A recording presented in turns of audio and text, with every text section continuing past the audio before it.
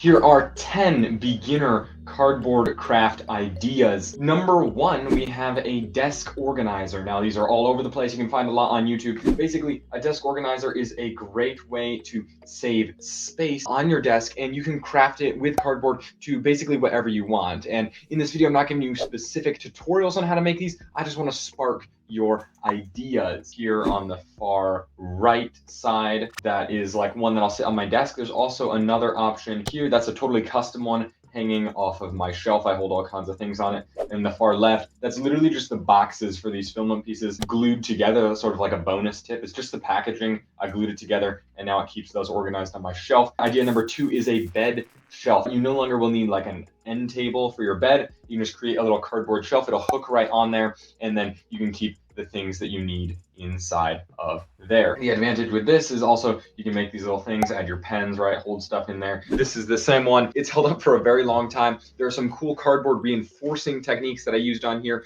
using some ribs down the sides to add more strength because it's only 1 layer of cardboard thick. I had an extra strong, like 3-layer rib across the front. A little extra bonus thing to watch out for is see how I cut the rib and made a gap for these hooks? Those are weak points because the cardboard doesn't actually go all the way across. So it would have been better to have the rib go all the way across the top of all of that. Idea number 3 is models. You can basically make anything you want. It can be some super cool ideas. You can make a model engine, a model car, right? You've got some super huge things here like this model bike. You got a model escalator. Those are just cool ideas, but you could also make something and like paint it, like a model gun, and like paint it and make it look really cool, or do whatever you feel like making. If you just let your mind tinker a little bit, sometimes you'll come up with something to make. So just sit there, look around, be like, hey, maybe it'd be cool to make like a cardboard birdhouse. And then you've got an idea. Idea number 4 is a glue gun holder. Now this can really come in clutch if you've got like an old drippy glue gun. Sometimes it helps contain all of that. You can see in that image.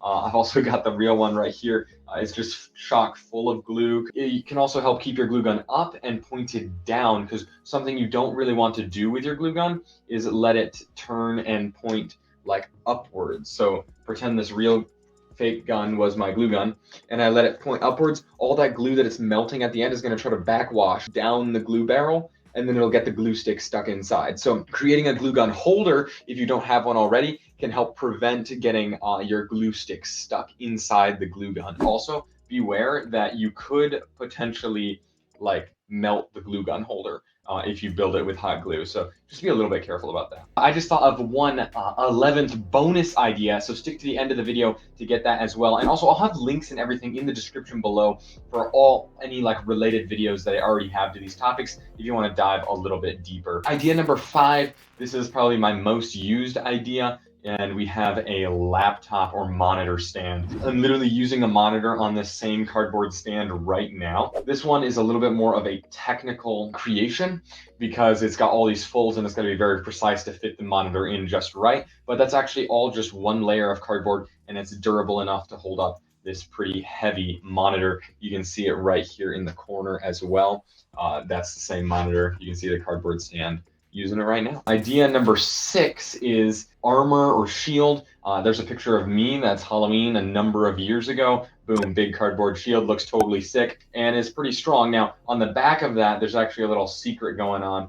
There is pieces of wood glued across the back of the shield to give it some extra strength. There's about 3 layers of cardboard plus a couple extra ones stacked on top right there. But if you're ever making a cardboard shield, a cool idea is you can take like big containers of like mixed lettuce. They'll often come in these big plastic clear containers, and if you can take any sort of label off of there without leaving too much goo, you can use that as a clear section on your shield. And idea number 7 is a headphone stand. You can create like a traditional headphone stand like this. That's kind of a cheaper, like easy cardboard way to make it, or you could be a little bit more elaborate, and that is going to be a sort of custom kind of headphone stand I came up with. It just holds the headphones straight up, and it's a little bit more durable and not really easier to make, but it looks pretty sleek sitting on your desk, and you can actually wrap your wires around that. I have a whole video on that as well. Idea number 8 is a phone stand. I have another video on a ton of different phone stands, but this one here got 2 different levels and also a slot in the back to hold your phone straight up and down in like your portrait mode. So you can do stuff like that as well. It looks pretty cool. And then idea number 9 is going to be toy weapons. Back here also I have a full like size gun from the first season of The Mandalorian. Toy weapons are always really cool, and they can be a little fragile. They get pretty durable if you build them right, though. And a cool note about this gun behind me is that actually this tip right here is made of folded cardboard. So if you ever want to make like a strong cardboard creation, you can fold those cardboard pieces, and then on the inside there's another piece glued in, making a strong, large triangle right there. And then that has been really durable. I've actually just like stabbed people with it when they were annoying me.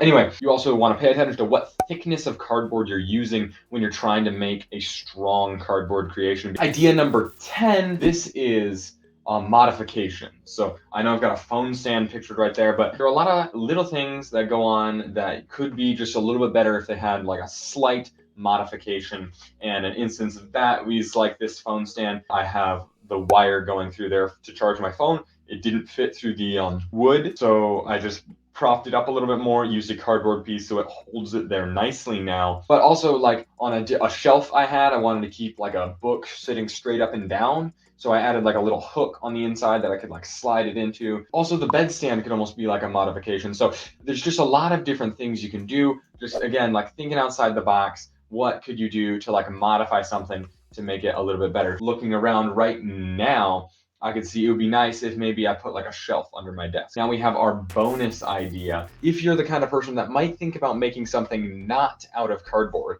today is your day, because you can use your cardboard to prototype ideas for bigger projects. I do this all the time on my robotics team, where we build like 120-pound competition robots that don't destroy each other. They like complete a competition. Sometimes we'll model ideas with cardboard, and then you can use those sort of references that you make super fast with cardboard and duct tape. Once you have that all set up, you can build it out of your stronger materials that you want to use. So like I was saying, maybe I want to put that shelf under my desk. I can model it with cardboard, get my spacing right, make sure it doesn't knock into my knees. Then I could remodel it and make it out of wood that I put together in a much more elegant way. I have a question for you before you leave. Do you spend more time watching videos about how to make things or actually making things? You're only going to improve your knowledge by watching videos. And I love it when you get smarter, get more knowledge going on, but you're never going to be able to actually improve your skills by watching videos. To improve your skills, you need to actually get hands-on and build something. If you have not